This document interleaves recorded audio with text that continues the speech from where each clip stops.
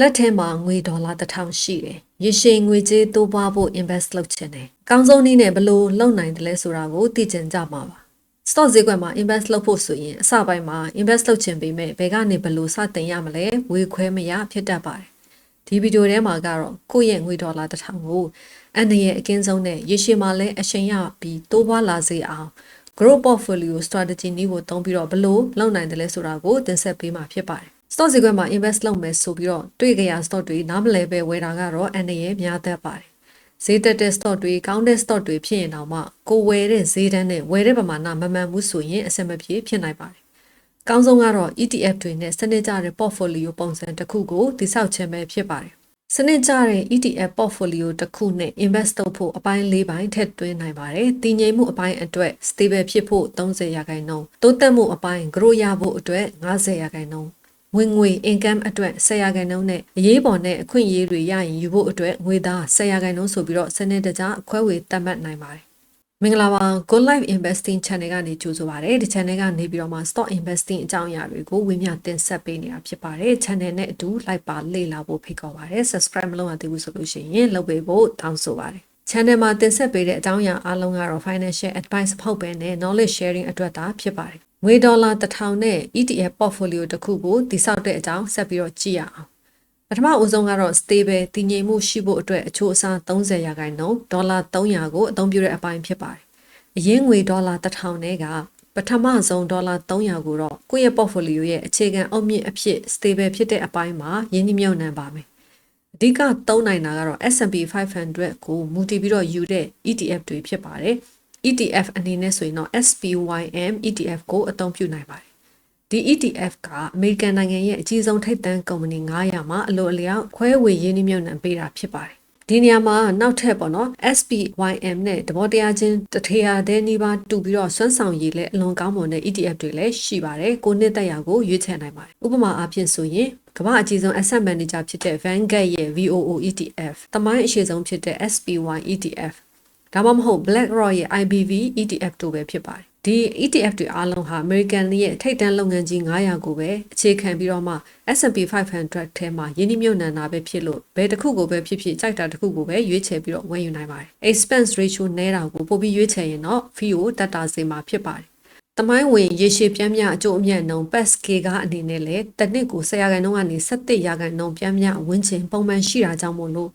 ကိုယ့်ရဲ့ငွေကိုယုံကြည်စိတ်ချစွာယင်းနှိမ့်မြုပ်နှံထားပြီးတော့တိုးပွားပေးနိုင်မဲ့နေရာလည်းဖြစ်ပါတယ်။ဒုတိယတစ်ပိုင်းကတော့ grow အပိုင်းဖြစ်ပါတယ်။အချိုးအစားအနေနဲ့50%ကိုအသုံးပြုမှာဖြစ်ပါတယ်။ကို portfolio တစ်ခုလုံးကိုပုံမြင်မြန်တိုးပွားစေမဲ့ grow engine ပုံစံဖြစ်ပါတယ်။ရာခိုင်နှုန်းအနေနဲ့50%ဖြစ်တဲ့အတွက်ကြောင့်မလို့$900ကိုထားမှာဖြစ်ပါတယ်။အဓိကအနေနဲ့သုံးနိုင်တဲ့ ETF ကတော့ Nasdaq 100ကိုexposure ရှိတဲ့ ETF တွေပဲဖြစ်ပါတယ်။ Expense ratio တက်တာတဲ့ ETF version ကတော့ QQQM ETF ဖြစ်ပါတယ်။ဒီ ETF ဟာယနေ့ကမ္ဘာ AI လောကကိုအဓိကဥဆောင်ပြီးမောင်းနှင်နေတဲ့နည်းပညာထိပ်သီးကုမ္ပဏီတွေများစွာပါဝင်ပြီးတော့ကုမ္ပဏီတရားကိုအဓိကဦးစားပေးပြီးတော့စုစည်းထားတာဖြစ်ပါတယ်။တကယ်လို့ကိုယ့်အနေနဲ့ QQQM အပြင်အခြားဆင်တူတဲ့ Growth ETF တွေကိုလေ့လာပြီးအသုံးပြုကြတယ်ဆိုရင်တော့နာမည်ကြီးဖြစ်တဲ့မူရင်း ETF QQQ ကိုသုံးနိုင်တယ်လို့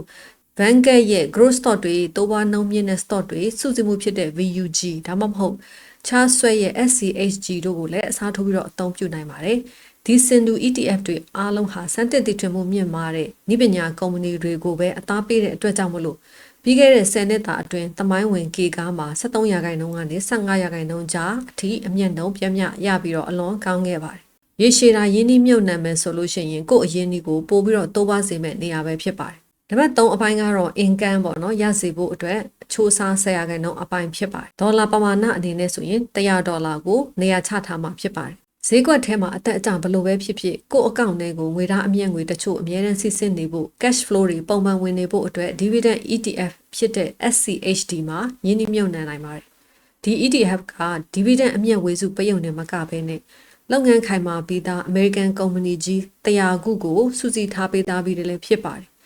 ဒီ income ရဖို့နေရာအတွက်စင်တူတခြားကောင်းမွန်တဲ့ ETF တွေလည်းရှိပါတယ်။ Vanguard ရဲ့ high dividend yield ETF ဖြစ်တဲ့ VYM, BlackRock ရဲ့ HDV တို့မဟုတ်နှစ်ပေါင်း25နှစ်ထက်မနည်းဒီဇိုင်းမမတ်အမြင့်ဝေစုတိုးပြီးတော့ပေးလာတဲ့ dividend aristocrat တွေကိုစုထားပေးတဲ့ NOBL ETF တို့ဟာအလွန်ကောင်းမွန်တဲ့စင်တူအစားထိုးသုံးနိုင်တဲ့ ETF တွေပဲဖြစ်ပါတယ်။ရေရှည် PASK ကအနေနဲ့လည်း10%ကနေ17%ပြန်မြဝင်ခြင်းရှိတဲ့အပြင်လက်ရှိမှာလည်း3%ကနေ3.5%ခန့် dividend yield ကိုပေးနေတဲ့အတွက်ကြောင့်မို့လို့ကို portfolio ရဲ့ခံစစ်ပုံစံအဖြစ်အထောက်အကူရစေပါတယ်။ dividend ဝင်ငွေကိုသာမက share တန်ဖိုးပါတက်နေတာကြောင့်မို့လို့အရင်တိုးပွားမှုကိုပါရစေနိုင်ပါတယ်။နံပါတ်4အပိုင်းကတော့ cash ဆိုတဲ့ငွေသားအပိုင်းဖြစ်ပါတယ်။ငွေသားစီမံမှုအနေနဲ့အချို့အစား10%$100ကိုထားနိုင်ပါတယ်။ဒီနောက်ဆုံးကျန်တဲ့10%ဖြစ်တဲ့$100ကိုတော့တာမန်ပေါ့နော်ဘဏ်အကောင့်ထဲမှာပဲမထားပါနဲ့။စင်ကူနဲ့ဒါအာရှပေါ့နော်ဘဏ်တွေကိုကြည့်တယ်ဆိုလို့ရှိရင်အတိုးနှုန်းကအလွန်ပဲနည်းပါတယ်။ဒါကြောင့်မို့လို့ဒီMomo Singapore လိုမျိုး broker account ထဲမှာ subscribe လုပ်လို့ရတဲ့ cash plus function ကိုအသုံးပြုပြီးတော့မှ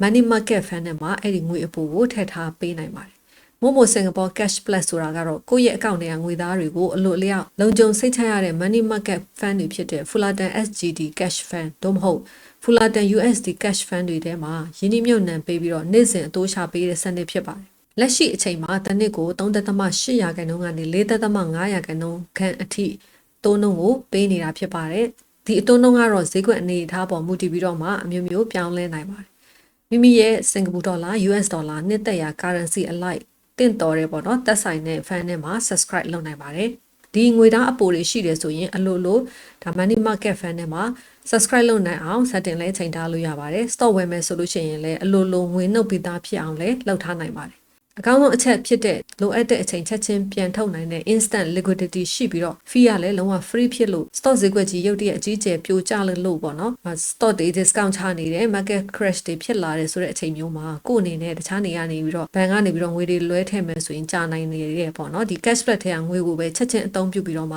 ခုနကကိုကြိုက်တဲ့ဒီ SPYM တို့ QQQM တို့ETF တွေကိုအောက်ခြေဈေးပေါ့နော်ဈေးကျဈေးပေါ်ပေါ်နဲ့ချက်ချင်းကောက်ဝင်နိုင်မဲ့အရန်ငွေသား dry powder တွေအဖြစ်အသုံးချနိုင်ပါတယ်ငွေသားဆိုပေမဲ့လည်းဒီတိုင်းတန်ဖိုးမကြဘဲနဲ့နေ့တိုင်းလည်းအတိုးတက်နေတဲ့အတွက်ကြောင့်မို့လို့အလွန်စမတ်ကြတဲ့ view ဟာနီးပဲဖြစ်ပါတယ်မတူတဲ့ broker တွေကိုသုံးတယ်ဆိုရင်တော့သက်ဆိုင်ရာ broker တွေမှာ money market fund တွေရှိလို့ကိုနဲ့တင့်တော်တာကိုအသုံးပြုနိုင်ပါတယ်သဘောတရားကတော့အတူတူပဲဖြစ်ပါတယ်ခုဆိုရင်ဒေါ်လာ1000ကိုကိုယ့်ရဲ့ကိုယ်ပိုင်ပေါ့နော် brokerage account ထဲမှာစင်တူ ETF တွေနဲ့ဘယ်လိုစနစ်တကျခွဲဝေပြီး invest လုပ်ရမလဲဆိုတာကိုပြောခဲ့ပြီးဖြစ်ပါတယ်ကိုက Momo Singapore broker ကိုသုံးတယ်ဆိုလို့ရှိရင်တခြား broker ဖြစ်ဖြစ်ပေါ့နော်အသုံးပြုတယ်ဆိုလို့ရှိရင်ဒီ$1000ကို deposit လုပ်ပြီးတော့ဖော်ပြခဲ့တဲ့အချိုးအစားအတိုင်းသက်ဆိုင်ရာ ETF တွေကိုစပြီးဝယ်ယူလိုက်ရုံနဲ့ portfolio တစ်ခုကိုစပြီးတော့မှအောင်မြင်စွာတည်ဆောက်ပြီးသားဖြစ်သွားပါပြီဒေါ်လာ1000 invest လုပ်ပြီးပြီဆိုရင်တော့နောက်ပိုင်းမှာအရင်းကိုတိုးထည့်ပြီးတော့တစ်လတစ်ခါ3လတစ်ခါစသဖြင့်တတ်မှတ်ငွေပမာဏကိုပုံမှန်ထည့်သွင်းပြီးတော့မှ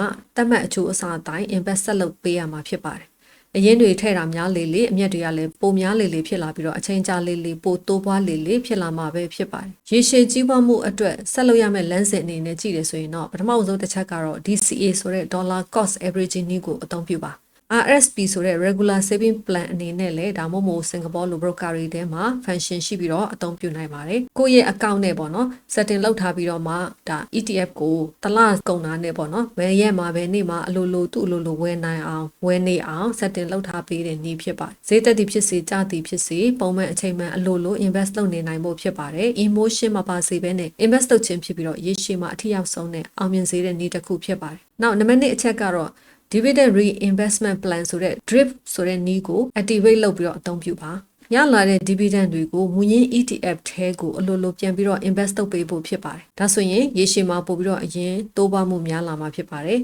နံပါတ်3အချက်ကတော့တနေ့တစ်ချိန်မှာကိုယ့်ရဲ့ portfolio အချိုးအစားပြန်ပြီးတော့မှန်ကန်လာအောင် rebalancing လုပ်ပေးပါ stock ဈေးတွေကအတက်အကျတွေဖြစ်တဲ့အတွက်ကြောင့်မို့လို့ portfolio အချိုးအစားကမူလသတ်မှတ်တာနဲ့တွေးဖီလာတတ်ပါတယ်တတ်မှတ်ရာခိုင်နှုန်းကနေအချိုးအစားကွာဟချက်များလာပြီဆိုရင်တော့ပိုနေတာကိုပြန်ရောင်းပြီးတော့မှရာခိုင်နှုန်းနည်းနေတဲ့အပိုင်းတွေကိုပြန်ထည့်ပြီးတော့မှ invest ဆက်လုပ်ပေးရမှာဖြစ်ပါတယ်။ရေးအကြီးဆုံးကတော့ယင်းနှမြုပ်နှံမှုဆိုတာအချိန်စောစောစတင်နိုင်လေကောင်းလေပဲဖြစ်ပါတယ်။နောက်ပြီးပုံမှန်အရင်တိုးထက်သွားရင်းနဲ့ဝယ်လိုက်ရောင်းလိုက်ခဏခဏမလုပ်ပဲနှစ်ကြာရှည်အောင်စောင့်ပေးရမှာဖြစ်ပါတယ်။တစ်ပင်ငယ်လေးကနေပြီးတော့တစ်ပင်ကြီးဖြစ်လာပြီးတော့အသီးတွေအရွက်တွေဝေစာလာတဲ့အထိအရေးကောင်းကောင်းရတဲ့အထိစောင့်ရတာနဲ့တူပါတယ်နောက်တစ်ချိန်မှာအသီးအပွင့်တွေကိုများများရယူပြီးခန်းစားနိုင်ဖို့ဖြစ်ပါတယ်။ခုတင်ဆက်ပေးခဲ့တာကတော့ဒေါ်လာငွေ1000ကိုဘယ်လို invest လုပ်ရမလဲ ETF တွေနဲ့ခိုင်မာတဲ့ portfolio တစ်ခုကိုဘယ်လိုတည်ဆောက်နိုင်မလဲဆိုတဲ့အကြောင်းကိုပြပြပေးခဲ့တာပဲဖြစ်ပါတယ်။ဒါနဲ့ပတ်သက်ပြီးတော့မှဆွေးနွေးစရာအကြံပြုစရာရှိတယ်ဆိုလို့ရှိရင် comment မှာဝေမျှပေးခဲ့နိုင်ပါတယ်။ like ကိုနှိပ်ပြီး channel ကိုအားပေးနိုင်ပါတယ် subscribe မလုပ်ရသေးဘူးဆိုလို့ရှိရင်လုပ်ပေးဖို့တောင်းဆိုပါတယ်ငွေကြေးတိုးတက်မှုတွေရနိုင်ကြပါစေနောက်ထပ်တင်ဆက်ပေးမယ့်ဗီဒီယိုတွေမှာပြန်ဆောင်ကြပါစို့